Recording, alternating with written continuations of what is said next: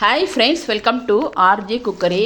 இது lunch box நம்ம வச்சு கொடுத்தோம்னா லஞ்ச் பாக்ஸே காலி ஆகிடும். பிகினர்ஸ்க்கு எப்பவும் போல் நம்ம 3 குட்டிக்குள்ள டிசைன் பார்த்துட்டு இந்த ரெசிபிக்குள்ளே நமக்கு போகலாம்.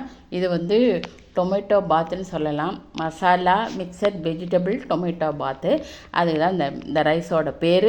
நம்ம வந்து டிஃபன் பாக்ஸில் வச்சு கொடுத்தாலோ இல்லை தட்டில் போட்டு கொடுத்தாலோ தட்டே ஃபுல்லும் காலியாகிடும். அவ்வளோ டேஸ்ட்டாக நல்லாயிருக்கும். 1 கப்பு பாஸ்மதி ரைஸ் எடுத்துருக்கேன். நல்லா களைஞ்சிட்டு 2 கப்பு, 1 கப்புக்கு 2 கப் தண்ணி விட்டுச்சிடும். 3 தக்காளி நறுக்கி வச்சுருக்கோம். ஒரு பெரிய வெங்காயம், கொஞ்சம் கேரட்டு, கொஞ்சம் பீன்ஸு. உங்களுக்கு வேறு விருப்பப்பட்ட வேறு காய்கறிகளும் சேர்த்துக்கலாம். நான் பூண்டு சேர்க்கல, கொஞ்சம் இஞ்சி மட்டும்தான் சேர்த்துருக்கேன். இது வந்து தாளிக்கிறதுக்கு பிரிஞ்சி இலை, சோம்பு, ஒரு பச்சை மிளகாய், கொஞ்சம் வந்து கறிவேப்பிலை, 2 கிராம்பு. குக்கரில் வந்து 1 ஸ்பூன் வந்து எண்ணெய் விட்டுட்டு 2 ஸ்பூன் வந்து நெய் விட்டுருக்கேன்.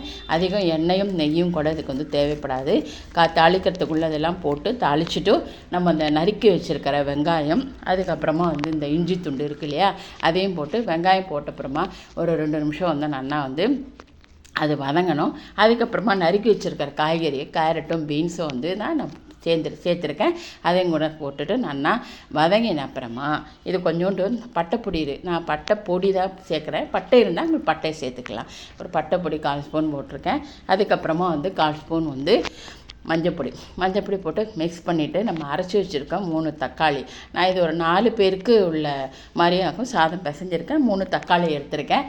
3 தக்காளி வந்து நல்லா பியூரியாக அரைச்சி வச்சுப்போம். அதில் வந்து தண்ணி ஒன்றும் சேர்க்கவே வேண்டாம். அதில் விட்டுட்டு இதையும் கூட நல்லா மிக்ஸ் பண்ணிவிட்டு காரத்துக்கு வந்து ஒரு 1/2 ஸ்பூன் வந்து வரமிளகா பொடி, அவள் விருப்பப்படுற மாதிரி நம்ம வந்து காரம் வந்து சேர்த்துக்கலாம். ஏன்னா அது குழந்தைக்கும் நம்ம செய்கிறதுனால காரம் கம்மியாக போட்டால் நல்லா இருக்கும்.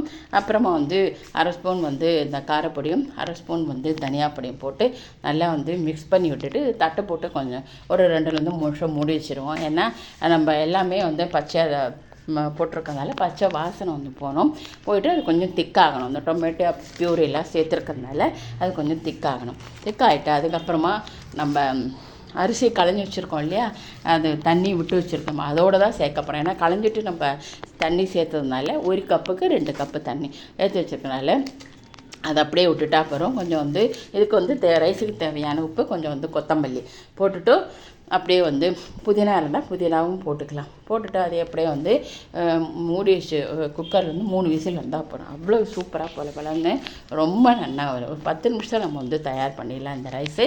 இதுக்கு வந்து சைட் டிஷ் வந்து ரைத்தா, அப்புறம் அந்த மாதிரி நமக்கு என்ன வேணுமோ அது வந்து சேர்த்துக்கலாம். இப்போ நான் வந்து ஒரு சின்ன வந்து இந்த டிப்பு சொல்கிறேன்.